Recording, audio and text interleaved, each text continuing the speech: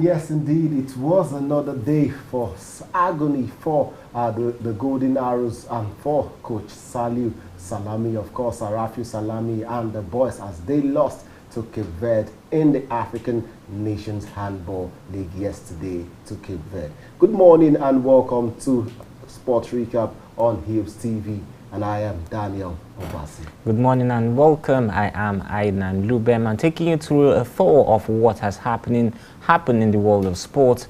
Beginning from the local setting as usual, we're ahead of Thursday's quarter-final clash against Cameroon at the Cup of Nations. The Super Falcons have arrived in Casablanca, Morocco.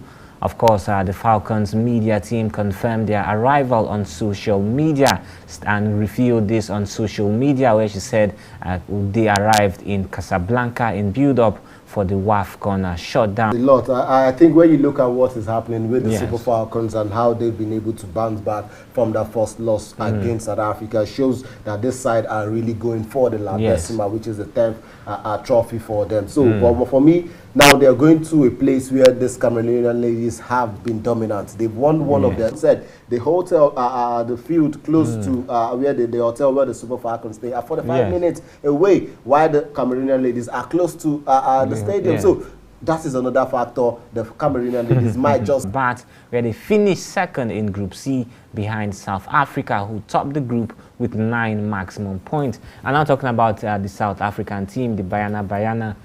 They have their camp has been hit with COVID-19. Several of their players have left the camp, and the coach even confirmed that some of the players will not be making it in that game against Tunisia on Thursday. What do you make of this? A sorry stage for me. A sorry stage for looking at the fact that they've not been able to live up to expectation. But to go. They won the Super Falcons, and that has given them so much momentum going forward. So I think for me, they still have players who can be able to replace some of those players that are hit by COVID-19, and let's see what goes on from there. All right, still talking about the WAFCON, we saw a major ruling body on Monday evening release the team of the group stage, and all teams were represented except Senegal, who has no player in the team.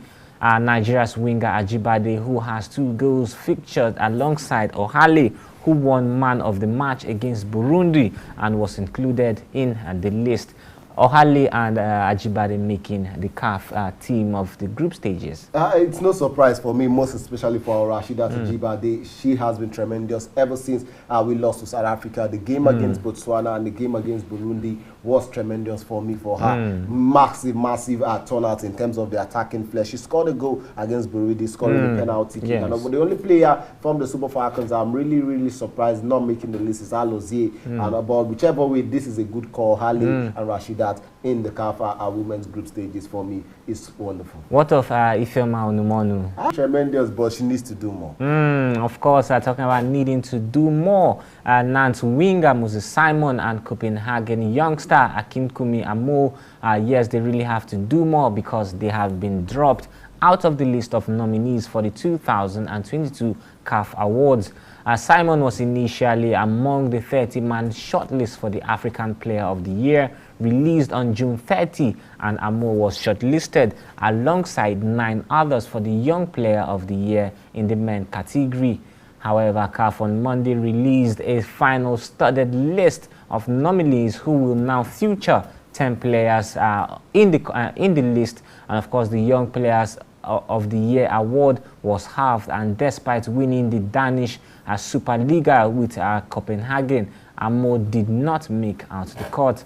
Yes, AFCON winner Sadio Mane is set to battle it out with Riyad Mahrez and former teammate Mohamed Salah for the 2022 Africa Player of the Year award.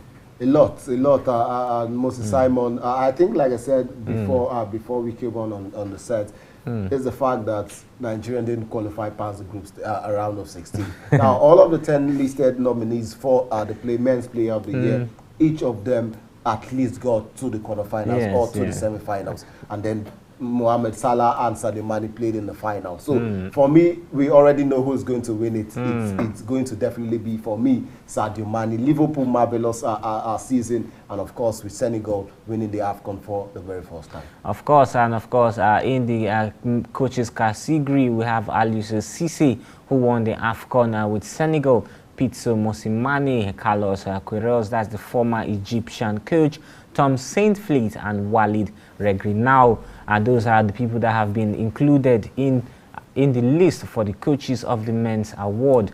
Of course, moving to other burning matters, the hope of the Nigeria senior men's handball team, Golden Arrows, were expected to bounce back from a defeat in their first game after they suffered a loss to Egypt. And of course, they suffered a second loss again to Cape Verde yesterday evening. Of course, the Nigerian side lost their opening game to Tunisia on Monday, 30-18, despite putting up a wonderful performance. They also had to play Cape Verde on Tuesday evening, but found their opponents a very, very difficult side to defeat. I think for me, like I would always first of all put it all out there. Preparation, good preparation means good performance. Yes. Now, you can't go up against someone like the Cape Verde side. They've been camping in Portugal for the past 3 months. Now, the Golden Arrows camped only for 1 month. And the pros, the so-called pros, came in 2 weeks to camp it. Yes. Before the tournament. It shows how much. Now, even the coach is a foreign base. He doesn't stay in the country. So a lot is coming on. And the question is, when do we get it right? When do the Nigerian side get it right in all as even in football, we are struggling. Now, for me, they have done their own part. Apart from the fact they will say they tried in the first quarter, at the end of the day, they still end up losing.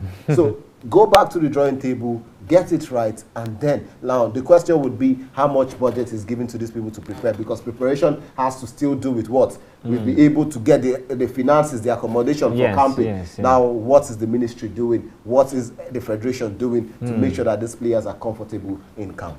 All right, moving up to the international scene, Wayne Rooney, former Manchester United legend, and of course the Three Lions midfielder, has agreed to return to Major League Soccer side DC United as the club's new head coach. England's record goal scorer Rooney, 36 years, stood down as Derby County manager last month after guiding the Rams through a tortuous period in the club's history.